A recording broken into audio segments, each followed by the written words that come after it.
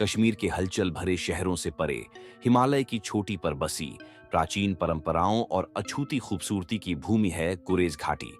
लेकिन जो चीज इस घाटी को वाकई खास बनाती है, वह है दर्द समुदाय।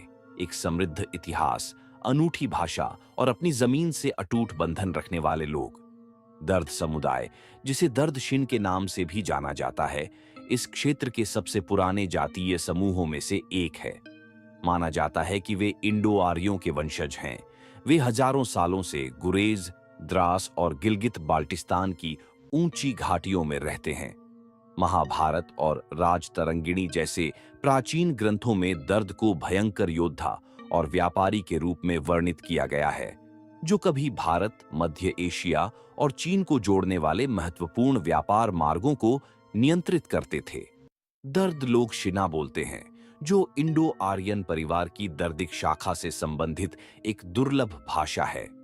कश्मीरी और उर्दू के प्रभावों के बावजूद गुरेज के लोगों ने पीढ़ियों से अपनी भाषाई विरासत को संरक्षित रखा है। गुरेज के दर्दों की एक अलग संस्कृति है।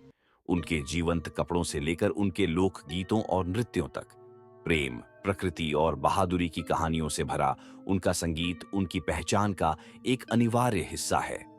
गुरेज की सबसे प्रसिद्ध किंवदंतियों में से एक हब्बा खातून की है, जो एक दर्दी कवयित्री है, जिनके दुख भरे गीत समय के साथ गूंजते रहते हैं। वह कभी कश्मीर की रानी थीं और यूसुफ शाह चक के साथ उनकी दुखद प्रेम कहानी कश्मीरी लोक कथाओं का एक महत्वपूर्ण हिस्सा बनी हुई है। गुरेज के दर्द सदियों से प्रकृति के साथ सामंजस्य में रहते आए हैं। वे जीवित रहने के लिए खेती, पशुपालन और मछली पकड़ने पर निर्भर हैं। कठोर सर्दियों का सामना करने के लिए बनाए गए उनके लकड़ी के घर उनकी लचीलापन और भूमि से जुड़ाव को दर्शाते हैं। समुदाय विभिन्न मौसमी त्योहार मनाता है, जहां लोग संगीत, नृत्य और पारंपरिक व्यंजनों का आनंद लेने के लिए एक साथ आते हैं। भूमि और एक दूसरे के साथ उनका बंधन ही उनकी संस्कृति को जीवित रखता है। अपने समृद्ध इतिहास के बावजूद गुरेज के दर्दों को कई चुनौतियों का सामना करना पड़ता है। सर्दियों में 6 महीने तक घाटी कटी रहती है और आधुनिकीकरण से उनकी पारंपरिक जीवन शैली को खतरा है।